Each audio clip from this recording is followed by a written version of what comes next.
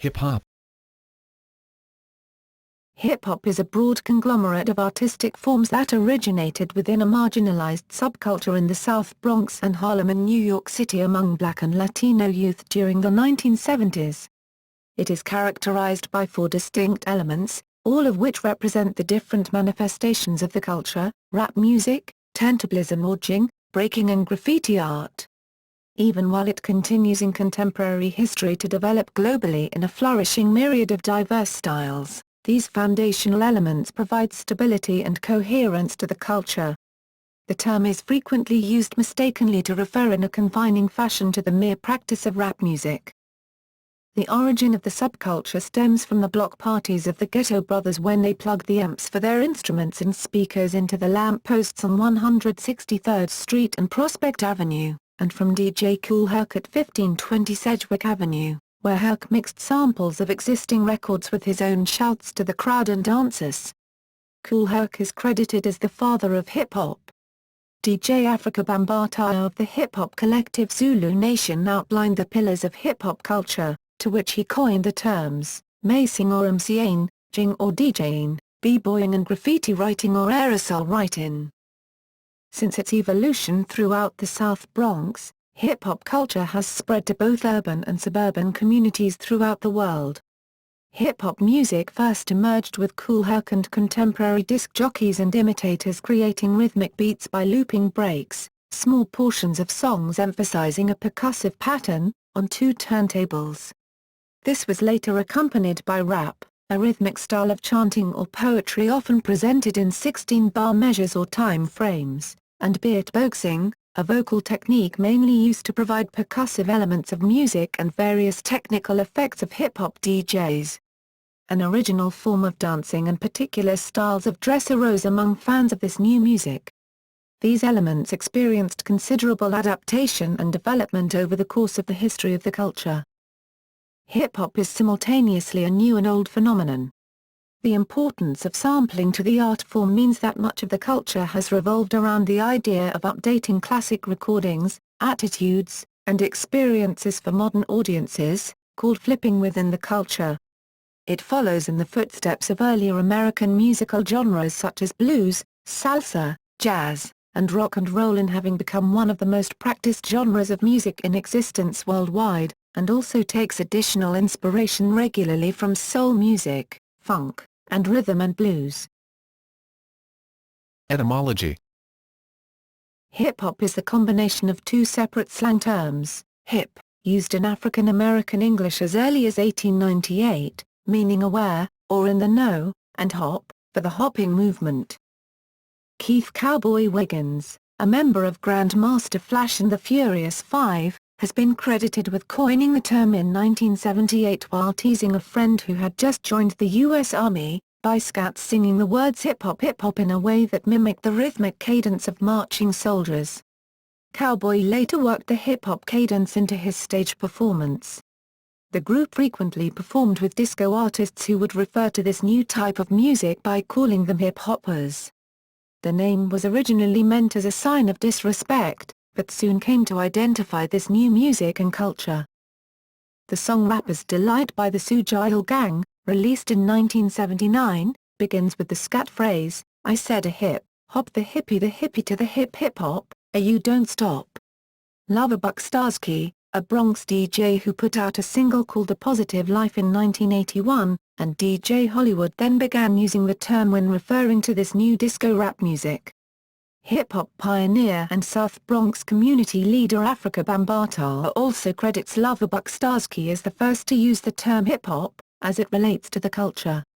Bambaataa, former leader of the Black Spades Gang, also did much to further popularize the term. The words hip-hop first appeared in print on September 21, 1981, in the Village Voice in a profile of Bambaataa written by Stephen Hager, who also published the first comprehensive history of the culture with St. Martin's Press.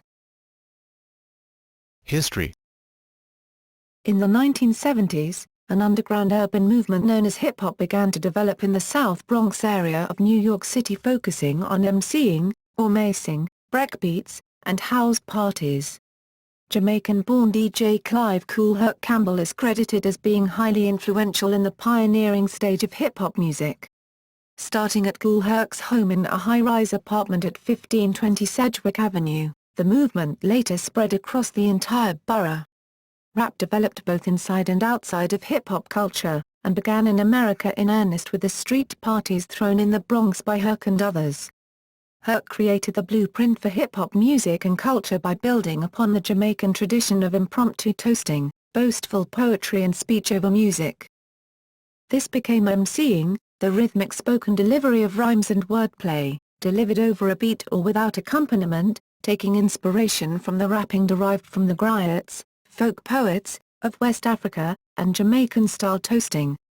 The basic elements of hip-hop, boasting raps, rival posses, uptown throwdowns, and political commentary, were all present in Trinidadian music as long ago as the 1800s, though they did not reach the form of commercial recordings until the 1920s and 1930s. Calypso music, like other forms of music, continued to evolve through the 1950s and 60s. When rocksteady and reggae bands looked to make their music a form of national and even international black resistance, they took Calypso's example. Calypso itself, like Jamaican music, moved back and forth between the predominance of boasting and toasting songs packed with slackness and sexual innuendo and a more topical, political, conscious style. Mel Mal, a rapper lyricist with the Furious Five, is often credited with being the first rap lyricist to call himself an MC. Herc also developed upon breakbeat DJing, where the breaks of funk songs, the part most suited to dance, usually percussion-based, were isolated and repeated for the purpose of all-night dance parties. This form of music playback, using hard funk and rock, formed the basis of hip-hop music. Campbell's announcements and exhortations to dancers would lead to the syncopated, rhymed spoken accompaniment now known as rapping. He dubbed his dancers breakboys and breakgirls, or simply b-boys and b-girls. According to Herc, breaking was also street slang for getting excited, and acting energetically. DJs such as Grand Wizard Theodore, Grandmaster Flash, and Jazzy J refined and developed the use of breakbeats, including cutting and scratching. The approach used by Herc was soon widely copied, and by the late 1970s, DJs were releasing 12-inch records where they would rap to the beat.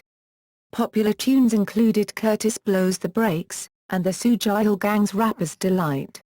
Herc and other DJs would connect their equipment to power lines and perform at venues such as public basketball courts and at 1520 Sedgwick Avenue, Bronx, New York, now officially a historic building.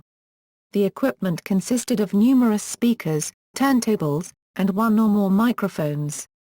By using this technique, DJs could create a variety of music, but according to Rap Attack by David Toop, at its worst the technique could turn the night into one endless and inevitably boring song.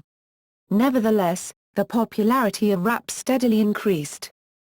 Street gangs were prevalent in the poverty of the South Bronx, and much of the graffiti, rapping, and b-boying at these parties were all artistic variations on the competition and one-upmanship of street gangs. Sensing that gang members' often violent urges could be turned into creative ones, Africa Bambaataa founded the Zulu Nation, a loose confederation of street dance crews, graffiti artists, and rap musicians. By the late 1970s, the culture had gained media attention, with Billboard magazine printing an article titled "B-Beats Bombarding Bronx," commenting on the local phenomenon and mentioning influential figures such as Kool Herc. In late 1979, Debbie Harry of Blondie took Nile Rodgers of Chic to such an event, as the main backing track used was the break from Chic's Good Times. The new style influenced Harry, and Blondie's later hit single from 1981 Rapture became the first major single containing hip-hop elements by a white group or artist to hit #1 on the US Billboard Hot 100. The song itself is usually considered new wave and fuses heavy pop music elements, but there is an extended rap by Harry near the end. Hip-hop as a culture was further defined in 1982, when Africa Bambaataa and the Soul Sonic Force released the electro-funk track Planet Rock. Instead of simply rapping over disco beats, Bambaataa created an electronic sound, taking advantage of the rapidly improving drum machine Roland TB-303 synthesizer technology, as well as sampling from Kraftwerk. Encompassing graffiti art, macing rapping, DJing and b-boying, hip-hop became the dominant cultural movement of the minority-populated urban communities in the 1980s. The 1980s also saw many artists make social statements through hip-hop. In 1982, Mel Mel and Duke Booty recorded The Message, officially credited to Grandmaster Flash and the Furious Five, a song that foreshadowed the socially conscious statements of Run DMC's It's Like That, and Public Enemy's Black Steel and The Hour of Chaos. During the 1980s, hip-hop also embraced the creation of rhythm by using the human body, via the vocal percussion technique of beatboxing. Pioneers such as Doug E. Fresh, Biz Markie and Buffy from the Fat Boys made beats, rhythm, and musical sounds using their mouth, lips, tongue, voice, and other body parts. Human beatbox artists would also sing or imitate turntablism, scratching or other instrument sounds. The appearance of music videos changed entertainment, they often glorified urban neighborhoods. The music video for Planet Rock showcased the subculture of hip-hop musicians, graffiti artists, and b-boys b-girls. Many hip-hop related films were released between 1982 and 1985, among them Wild Style, Beat Street, Crush Groove, Breakin', and the documentary Style Wars. These films expanded the appeal of hip-hop beyond the boundaries of New York. By 1985, youth worldwide were embracing the hip-hop culture. The hip-hop artwork and slang of U.S. urban communities quickly found its way to Europe, as the culture's global appeal took root. American society. DJ Kool Herc's house parties gained popularity and later moved to outdoor venues in order to accommodate more people. Hosted in parks, these outdoor parties became a means of expression and an outlet for teenagers, where instead of getting into trouble on the streets, teens now had a place to expend their pent-up energy. Tony Tone, a member of the Cold Crush Brothers, noted that hip-hop saved a lot of lives. Hip-hop culture became a way of dealing with the hardships of life as minorities within America, and an outlet to deal with violence and gang culture. MC Kid Lucky mentions that people used to break dance against each other instead of fighting. Inspired by DJ Kool Herc, Africa Bambaataa created a street organization called Universal Zulu Nation, centered around hip-hop, as a means to draw teenagers out of gang life and violence.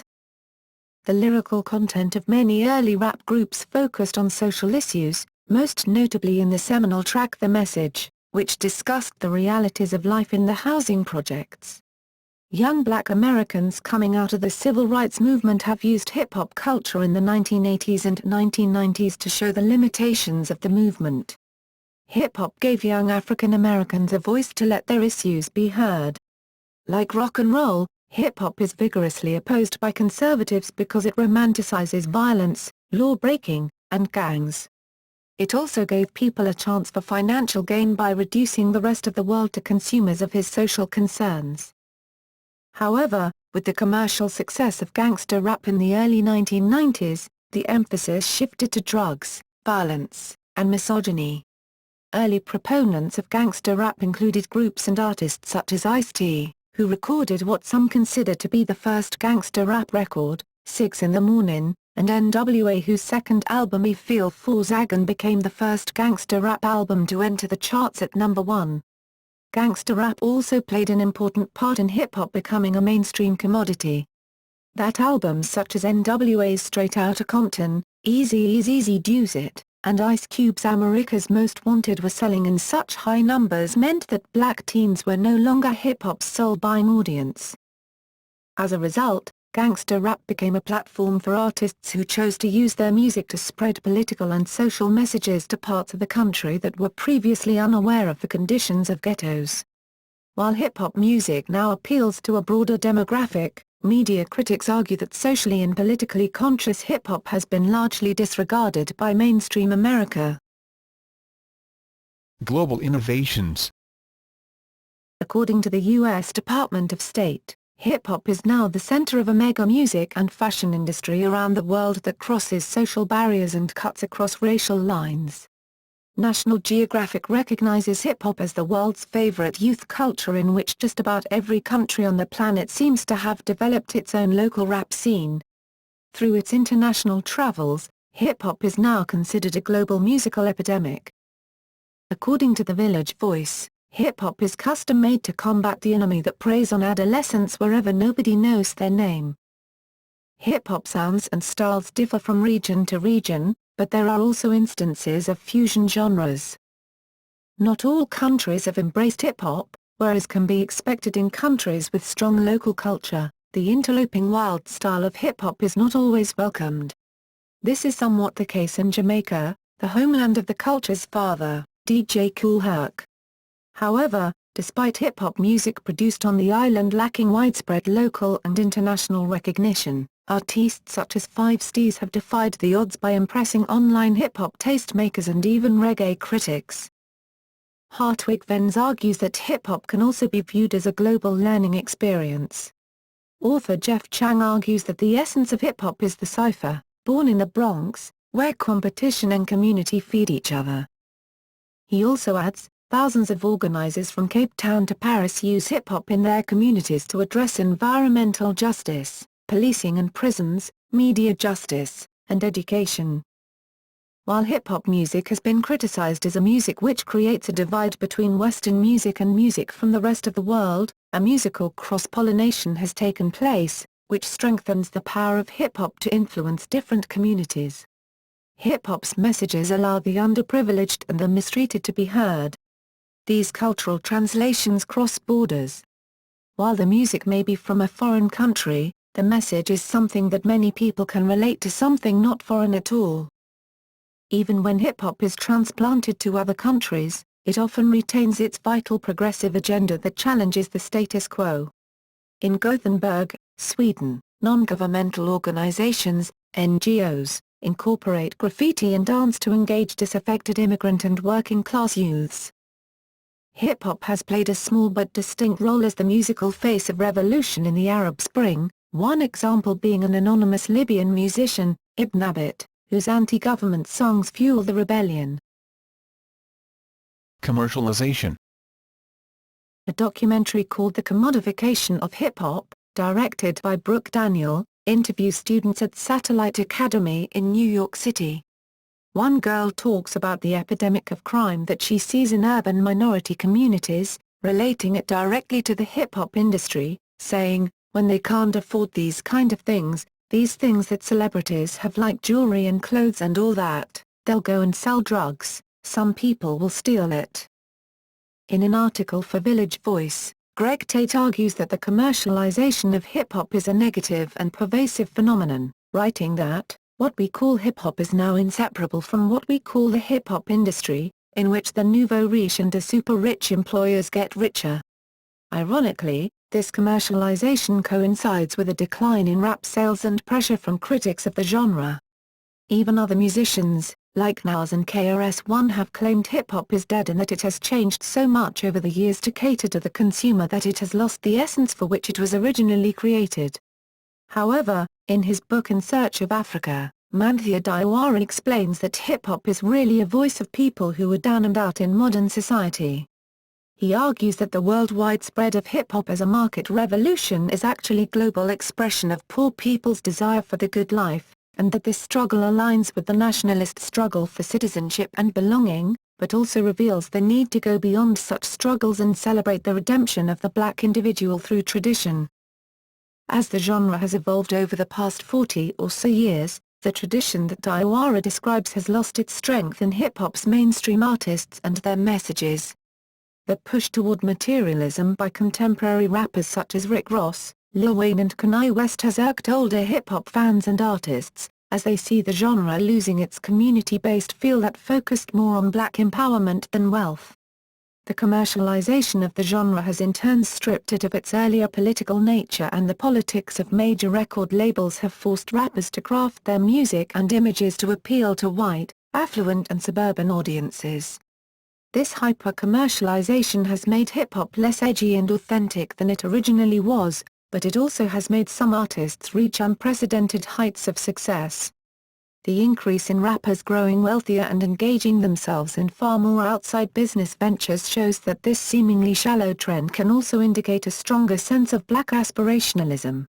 As rappers such as Jay-Z and Kanye West establish themselves as elite artists and businessmen, more young black people have stronger physical embodiments of success to look up to in the hopes that one day they can achieve goals of the same magnitude.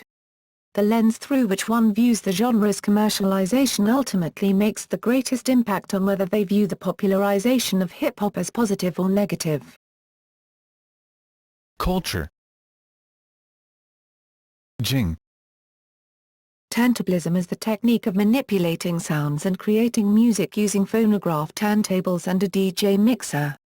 One of the first few hip-hop DJs was called DJ Herc, who created hip-hop through the isolation of breaks, the parts of albums that focused solely on the beat. In addition to developing Herc's techniques, DJs Grandmaster Flowers, Grandmaster Flash, Grand Wizard Theodore, and Grandmaster Kaz made further innovations with the introduction of scratching. Traditionally, a DJ will use two turntables simultaneously.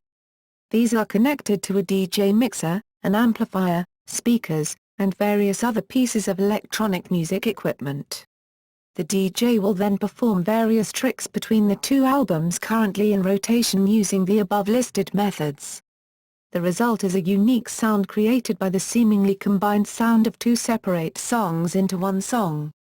Although there is considerable overlap between the two roles, a DJ is not the same as a producer of a music track. In the early years of hip-hop, the DJs were the stars, but that has been taken by MCs since 1978, thanks largely to Mel Mel of Grandmaster Flash's crew, the Furious Five. However, a number of DJs have gained stardom nonetheless in recent years. Famous DJs include Grandmaster Flash, Africa Bambaataa, Mr. Magic, DJ Jazzy Jeff, DJ Scratch from EPMD, DJ Premier from Gang Starr, DJ Scott La Rock from Boogie Down Productions, DJ Pete Rock of Pete Rock and CL Smooth, DJ Muggs from Cypress Hill, Jam Master Jay from Run DMC, Eric B., DJ Screw from the Screwed Up Click and the inventor of the chopped and screwed style of mixing music, Funkmaster Flex, Tony Touch, DJ Clue, Mixmaster Mike and DJ Q-Bert. The underground movement of turntablism has also emerged to focus on the skills of the DJ. Making. Rapping, also known as MCing, macing, spitting, bars, or just rhyming, refers to spoken or chanted rhyming lyrics with a strong rhythmic accompaniment. It can be broken down into different components, such as content, flow, rhythm and rhyme, and delivery. Rapping is distinct from spoken word poetry in that is it performed in time to the beat of the music. The use of the word rap to describe quick and slangy speech or repartee long predates the musical form. Macing is a form of expression that is embedded within ancient African culture and oral tradition as throughout history verbal acrobatics or jousting involving rhymes were common within the Afro-American community. Women in hip-hop. The rap and hip-hop scene has been a male-dominated field for years, however, female stars such as Money Love, MC Lyte, Queen Latifah, Lauryn Hill, Salt-N-Pepa, Lil' Kim as well as Missy Elliott helped pave the way for women. Hip-hop and rap had forever changed since these females stepped up and proved they belonged in the game just as much as men did. Money Love was a major figure in British hip-hop, and made an impact with American hip-hop audiences. Love was one of the first Brit-hop artists to be signed and distributed worldwide by a major record label. Call Lauryn Hill the mother of hip-hop invention. With her 1998 solo debut The Miseducation of Lauryn Hill, the Fugees' most vocal member not only established herself as creative force on her own, but also broke new ground by successfully integrating rap, soul, reggae, and R&B into her own sound. Queen Latifah has proved women can be successful and powerful without showing their bodies. She made her way with her strong messages through her songs. Close friend MC Lyte shares that my sister, the Queen, has single-handedly changed the way every female MC looks at their business and perhaps more importantly, has no doubt changed the way the world views female MCs and their business potential.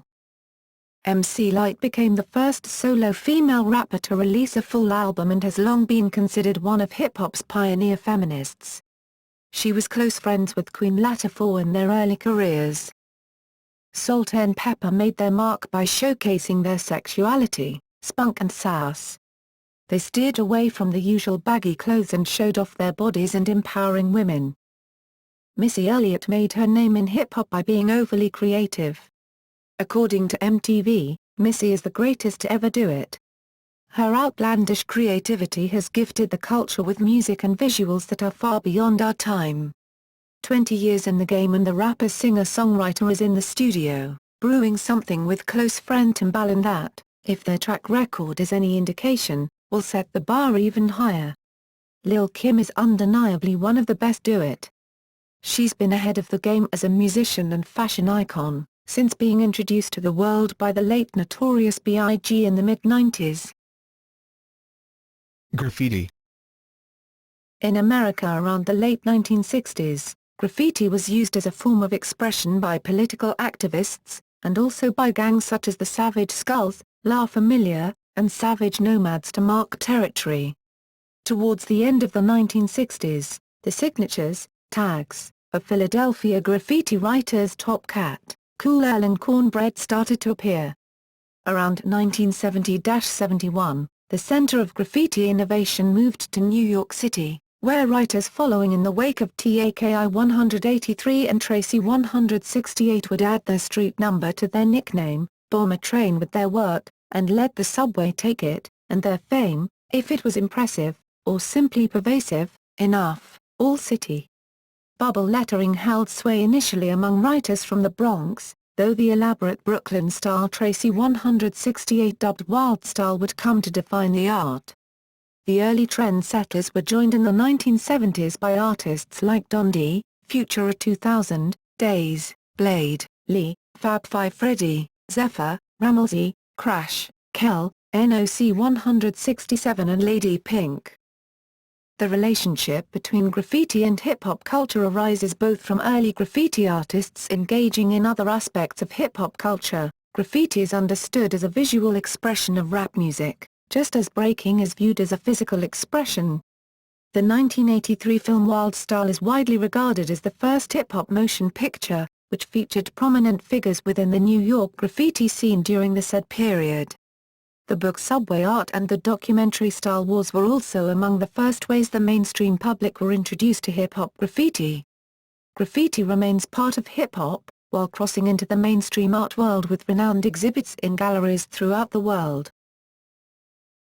Breaking. Breaking, also called b-boying or breakdancing, is a dynamic style of dance which developed as part of the hip-hop culture. Breaking is one of the major elements of hip-hop culture.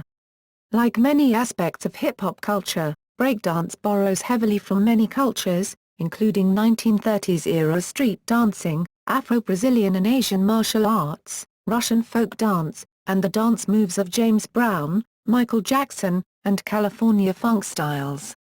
Breaking took form in the South Bronx in the 1970s alongside the other elements of hip-hop.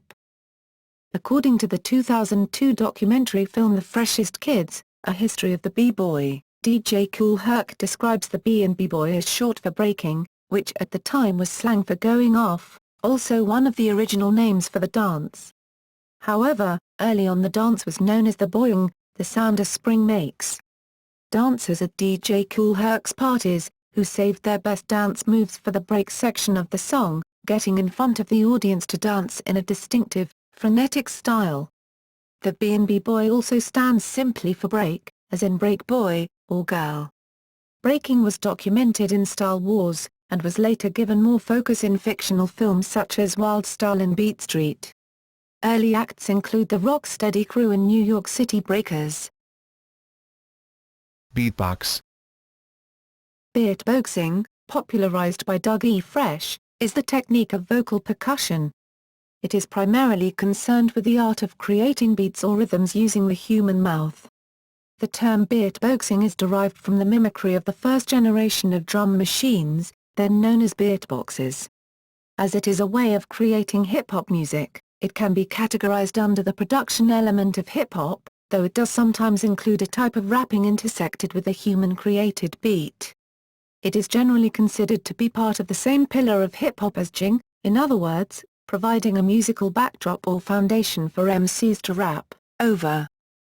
Beatboxing was quite popular in the 1980s with prominent artists like the Darren Buffy, the human beatbox Robinson of the Fat Boys and Biz Markie displaying their skills within the media.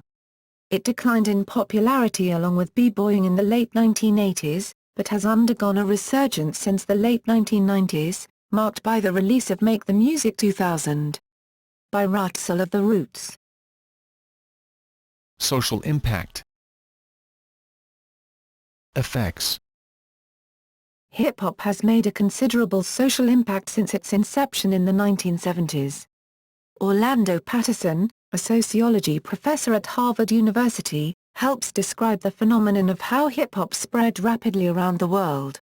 Professor Patterson argues that mass communication is controlled by the wealthy, government, and businesses in third-world nations and countries around the world. He also credits mass communication with creating a global cultural hip-hop scene. As a result, the youth absorb and are influenced by the American hip-hop scene and start their own form of hip-hop.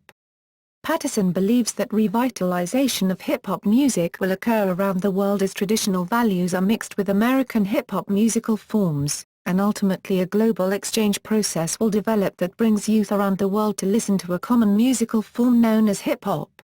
It has also been argued that rap music formed as a cultural response to historic oppression and racism, a system for communication among black communities throughout the United States. This is due to the fact that the culture reflected the social, economic and political realities of the disenfranchised youth. In the Arab Spring, hip-hop played a significant role in providing a channel for the youth to express their ideas. Language. The development of hip-hop linguistics is complex. Source material include the spirituals of slaves arriving in the New World, Jamaican dub music, the laments of jazz and blues singers, patent Cockney slang and radio DJs hyping their audience in rhyme. Hip-hop has a distinctive associated slang. It is also known by alternate names, such as Black English, or Ebonics. Academics suggest its development stems from a rejection of the racial hierarchy of language, which held white English as the superior form of educated speech. Due to hip-hop's commercial success in the late 90s and early 21st century, many of these words have been assimilated into the cultural discourse of several different dialects across America and the world and even to non-hip-hop fans. The word diss, for example, is particularly prolific. There are also a number of words which predate hip-hop, but are often associated with the culture, with homie being a notable example. Sometimes, terms like what the dilly, yo are popularized by a single song, in this case, Put Your Hands Where My Eyes Could See by Busta Rhymes, and are only used briefly. One particular example is the rule-based slang of Snoop Dogg and E40, who add isl or is to the end or middle of words. Hip-hop lyricism has gained a measure of legitimacy in academic and literary circles. Studies of hip-hop linguistics are now offered at institutions such as the University of Toronto, where poet and author George Eliot Clarke has, in the past, taught the potential power of hip-hop music to promote social change. Greg Thomas of the University of Miami offers courses at both the undergraduate and graduate level studying the feminist and assertive nature of Lil' Kim's lyrics. Some academics, including Ernest Morel and Jeffrey Duncan Andrade, compare hip-hop to the satirical works of great canon poets of the modern era, who use imagery and mood to directly criticize society. As quoted in their work promoting academic literacy with urban youth through engaging hip-hop culture. Censorship. Hip-hop has met with significant problems vis-à-vis censorship due to the explicit nature of certain genres. Many songs have been criticized for anti-establishment and sometimes violent overtones. For example, Public Enemy's Gotta Give the Peeps What They Need was censored on MTV, removing the words Free Mumia.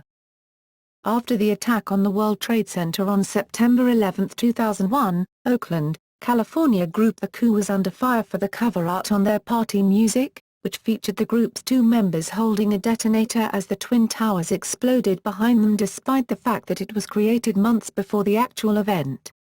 The group, having politically radical and Marxist lyrical content, said the cover meant to symbolize the destruction of capitalism.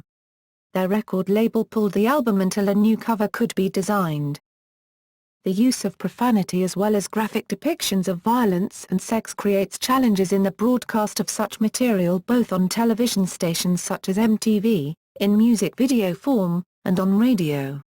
As a result, many hip-hop recordings are broadcast in censored form, with offending language bleeped, or blanked out of the soundtrack, or replaced with clean lyrics. The result, which sometimes renders the remaining lyrics unintelligible or contradictory to the original recording, has become almost as widely identified with the genre as any other aspect of the music, and has been parodied in films such as Austin Powers and Goldmember, in which Mike Myers' character Dr. Evil, performing in a parody of a hip-hop music video, Hard Knock Life by Jay-Z, performs an entire verse that is blanked out.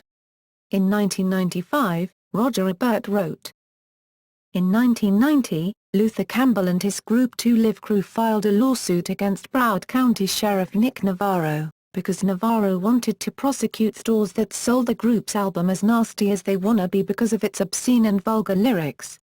In June 1990, a U.S. District Court judge labeled the album obscene and illegal to sell. However, in 1992, the United States Court of Appeals for the 11th Circuit overturned the obscenity ruling from Judge Gonzales, and the Supreme Court of the United States refused to hear Broward County's appeal. Professor Louis Gates testified on behalf of the 2 Live crew, arguing that the material that the county alleged was profane actually had important roots in African American vernacular, games, and literary traditions and should be protected. Gangster rap is a subgenre of hip-hop that reflects the violent lifestyles of inner-city American black youths.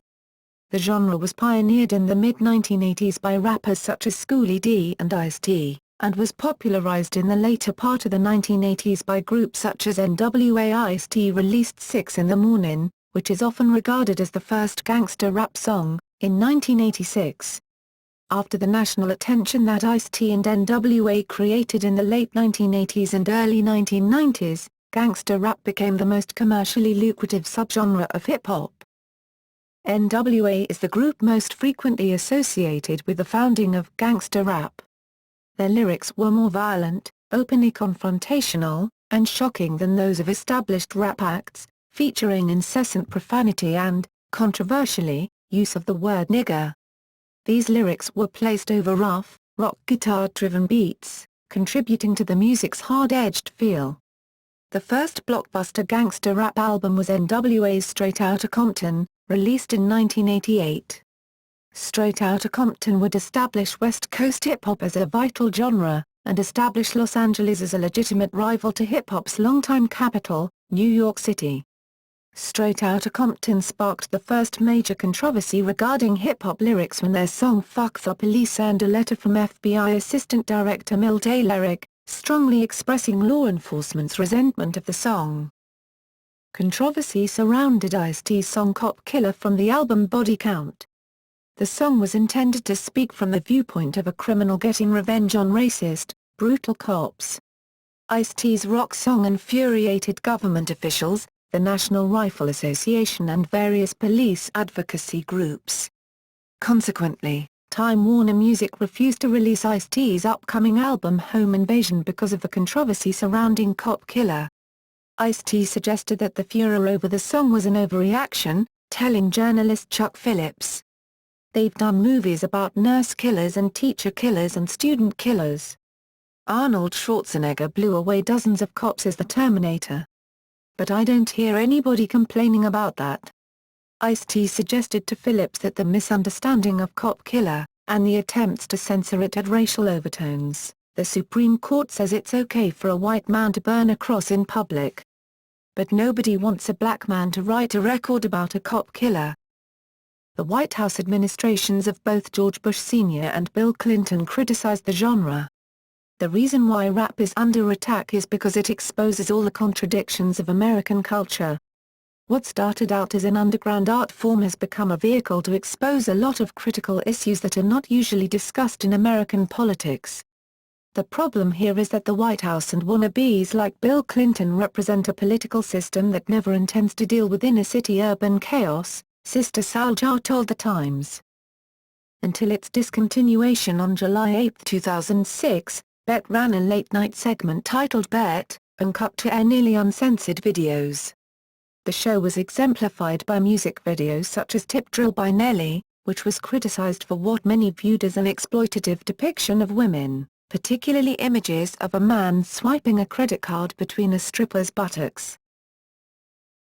Product placement.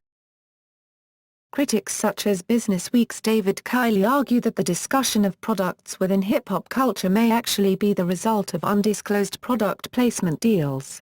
Such critics allege that chilling or product placement takes place in commercial rap music, and that lyrical references to products are actually paid endorsements. In 2005, a proposed plan by McDonald's to pay rappers to advertise McDonald's products in their music was leaked to the press. After Russell Simmons made a deal with Courvoisier to promote the brand among hip-hop fans, Busta Rhymes recorded the song past the Courvoisier. Simmons insists that no money changed hands in the deal. The symbiotic relationship has also stretched to include car manufacturers, clothing designers and sneaker companies, and many other companies have used the hip-hop community to make their name or to give them credibility. One such beneficiary was Jacob the Jeweler, a diamond merchant from New York. Jacob Arabo's clientele included Sean Combs, Lil' Kim and Nas. He created jewelry pieces from precious metals that were heavily loaded with diamond and gemstones. As his name was mentioned in the song lyrics of his hip-hop customers, his profile quickly rose. Arabo expanded his brand to include gem-encrusted watches that retail for hundreds of thousands of dollars, gaining so much attention that Cartier filed a trademark infringement lawsuit against him for putting diamonds on the faces of their watches and reselling them without permission. Arabo's profile increased steadily until his June 2006 arrest by the FBI on money laundering charges. While some brands welcome the support of the hip-hop community, one brand that did not was Crystal champagne maker Louis Roederer. A 2006 article from The Economist magazine featured remarks from managing director Frederick Rousaud about whether the brand's identification with rap stars could affect their company negatively. His answer was dismissive in tone: "That's a good question, but what can we do? We can't forbid people from buying it. I'm sure Dom Perignon or Krug would be delighted to have their business." In retaliation, many hip-hop icons such as Jay-Z and Sean Combs, who previously included references to Chris, ceased all mentions and purchases of the champagne. 50 Cent's merge with Vitamin Water, Dr. Dre's promotion of his Beats by Dr. Dre headphone line and Dr. Pepper, and Drake's commercial with Sprite all act to illustrate successful mergers. Although not popular at the time, MC Hammer was an early predecessor of product placement. With merchandise such as dolls, commercials and numerous television show appearances, Hammer began the trend of rap artists being accepted as mainstream pitchmen. Media. Hip-hop culture has had extensive coverage in the media, especially in relation to television. There have been a number of television shows devoted to or about hip-hop. For many years, BET was the only television channel likely to play hip-hop, but in recent years the channels VH1 and MTV have added a significant amount of hip-hop to their playlist. Run DMC became the first African-American group to appear on MTV. With the emergence of the Internet, a number of online sites began to offer hip-hop-related video content. There have also been a number of hip-hop films, movies which focused on hip-hop as a subject. Some of these films include Boys in the Hood, Juice, Menace to Society, 8 Mile, Notorious, and Get Rich or Die Tryin'. Magazines. Hip-hop magazines have long detailed hip-hop lifestyle and history, including the first known published hip-hop publication, the Hip Hop Hit List, which also contained the very first rap music record chart. Published in the early 1980s by two brothers from Newark, New Jersey, Vincent and Charles Carroll, who was also a hip-hop group known as the Nasty Boys, who knew the art form very well and noticed the void in the fact that DJs then did not recognize that there was a standard and shouldn't just be playing anything just because it was rap. The periodical began as the first rap record chart and tip sheet for DJs and was distributed through national record pools and record stores throughout the New York City tri-state area.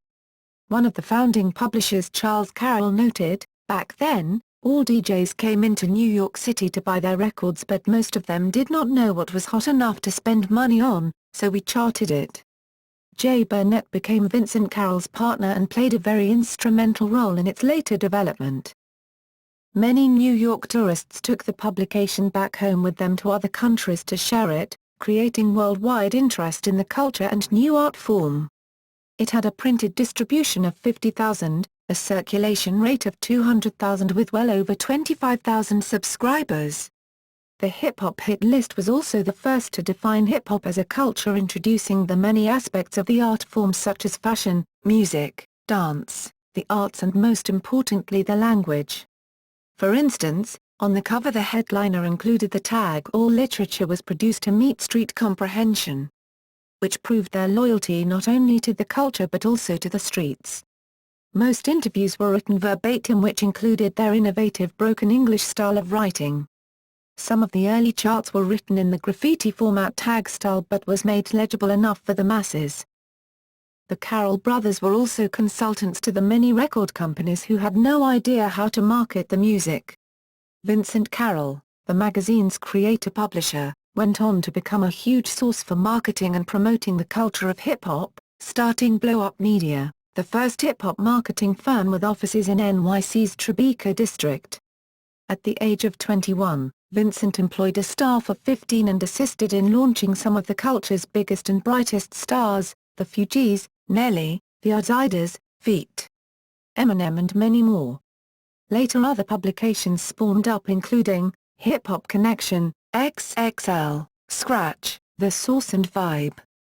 Many individual cities have also produced their own local hip-hop newsletters, while hip-hop magazines with national distribution are found in a few other countries.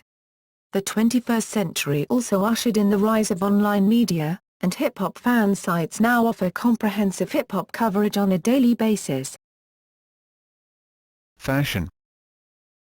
Clothing has always been a big part of hip-hop's social and cultural impact, and as the genre's popularity increased, so did the effect of its fashion. While there were early items synonymous with hip-hop that crossed over into the mainstream culture, like Run DMC's affinity for Adidas or the Wu-Tang Clan's championing of Clark's Wallabies, it wasn't until its commercial peak that hip-hop fashion became truly influential and inescapable. Starting in the mid to late 1990s, hip-hop culture embraced some major designers and established a new connection with classic fashion. Brands such as Ralph Lauren, Calvin Klein and Tommy Hilfiger all gained an economic boost from tapping into hip-hop culture and gave up very little in return. Moving into the new millennium, hip-hop fashion consisted of baggy shirts, jeans, and jerseys. As names like Pharrell and Jay-Z headed their own clothing lines and still others like Kanye West linked up with designers like Louis Vuitton, the clothes got tighter, more classically fashionable, and expensive. Hip-hop culture's newfound emphasis on designer goods led to a redefinition of masculinity in hip-hop culture and a major decrease in the genre's homophobia. As hip-hop has seen a shift in the means by which its artists express their masculinity, from violence and intimidation to wealth flaunting and entrepreneurship, it has also seen the emergence of rapper branding. The modern-day hip-hop artist is no longer limited to music serving as their sole occupation or source of income.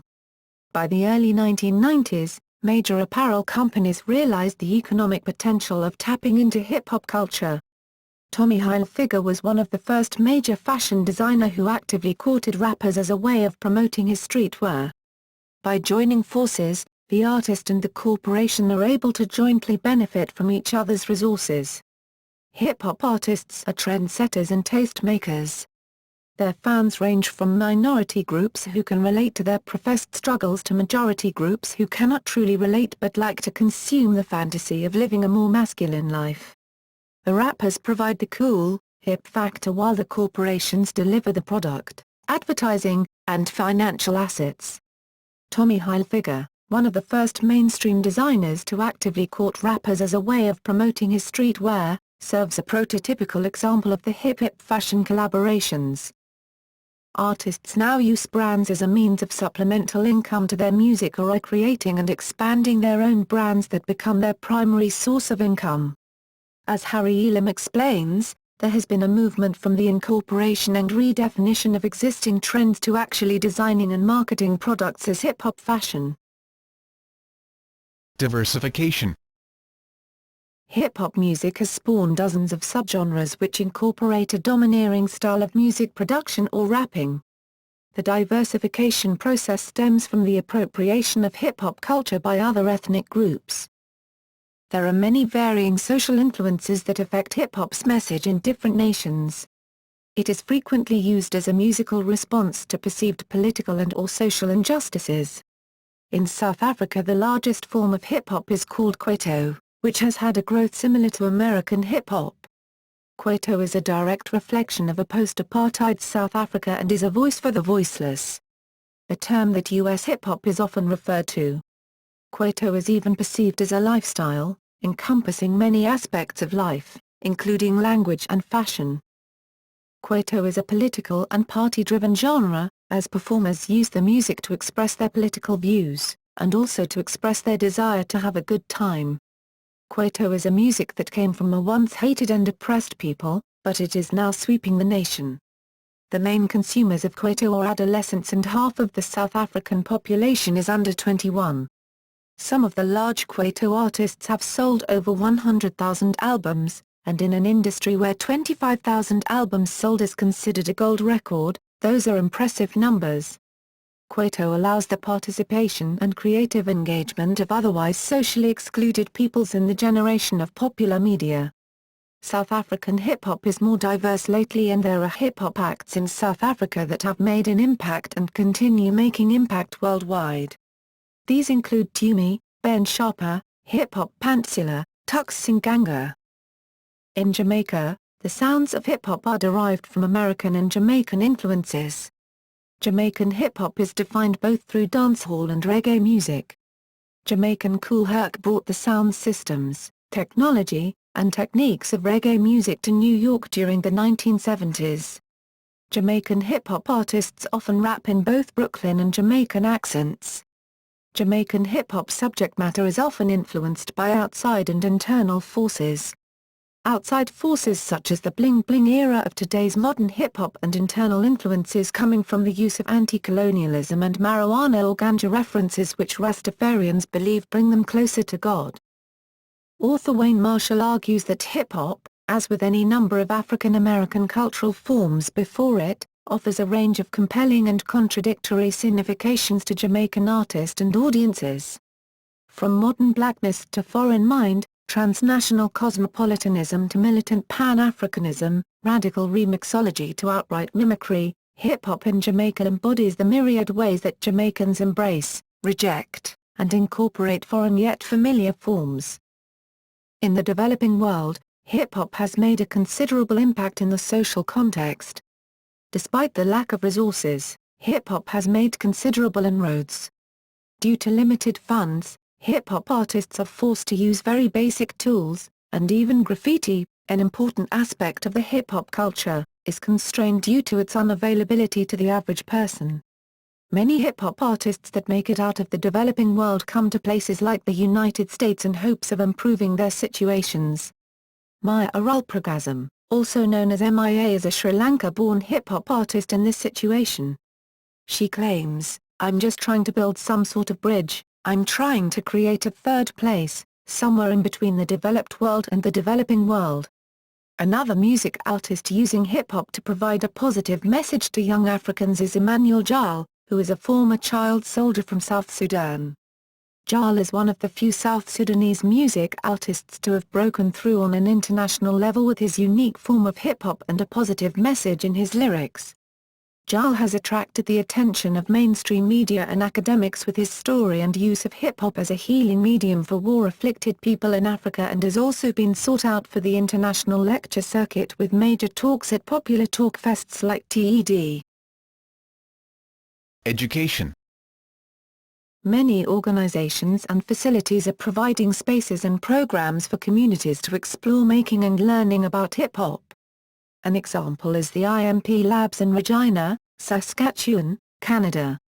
Many dance studios and colleges now offer lessons in hip-hop alongside tap and ballet, as well as KRS-One teaching hip-hop lectures at Harvard University. Hip-hop producer Ninth Wonder and former rapper-actor Christopher Play Martin from the hip-hop group Kid N Play have both taught hip-hop history classes at North Carolina Central University, and Ninth Wonder has also taught a hip-hop sampling soul class at Duke University. In 2007, the Cornell University Library established the Hip Hop Collection to collect and make accessible the historical artifacts of hip-hop culture and to ensure their preservation for future generations. Legacy. Having its roots in reggae, disco and funk, hip-hop has since expanded into a widely accepted form of representation worldwide. Its expansion includes events like Africa Bambaataa in 1982 releasing Planet Rock, which tried to establish a more global harmony in hip-hop. In the 1980s, the British Slick Rick became the first international hit hip-hop artist not native to America. From the 1980s onward, television became the major source of widespread outsourcing of hip-hop to the global world. From Yo!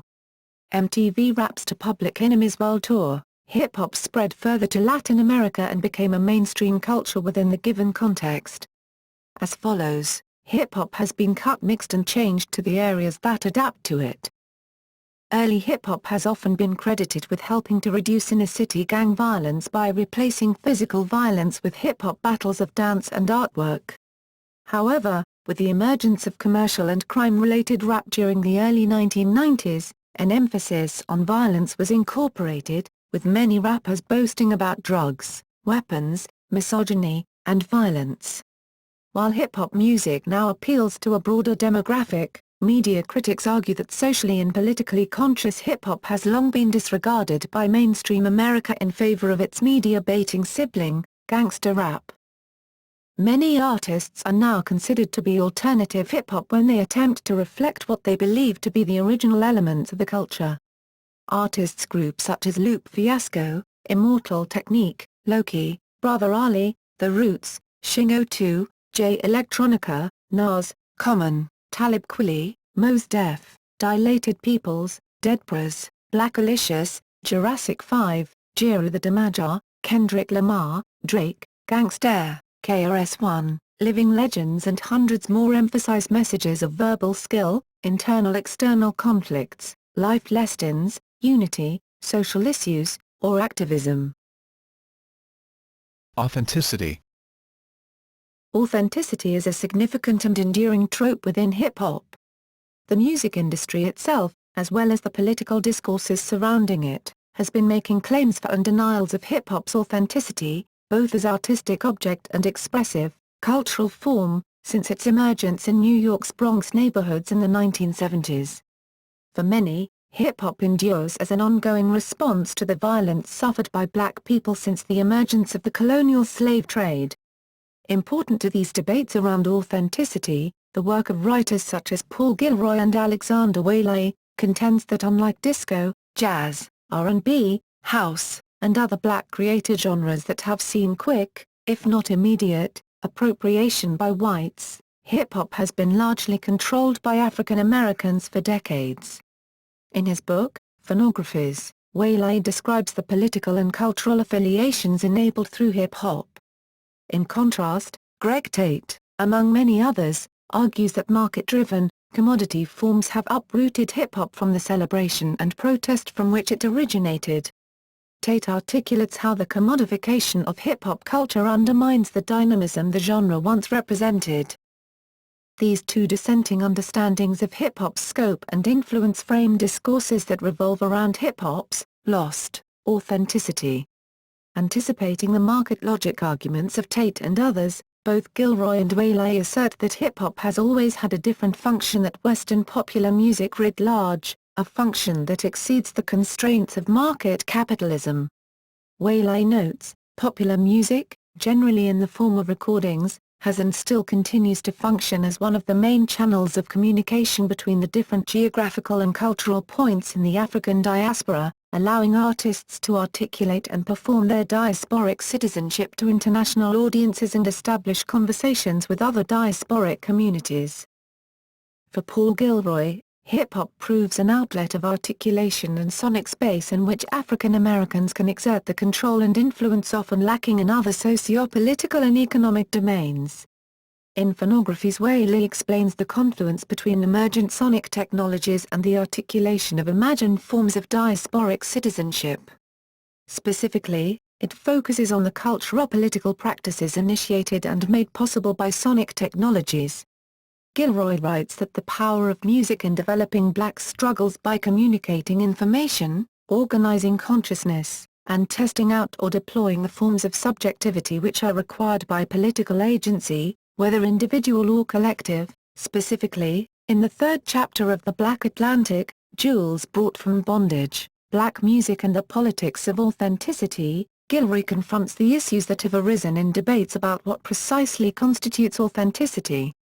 Gilroy asserts that these discourses get infused into both the production of and the interpretation of black cultural production.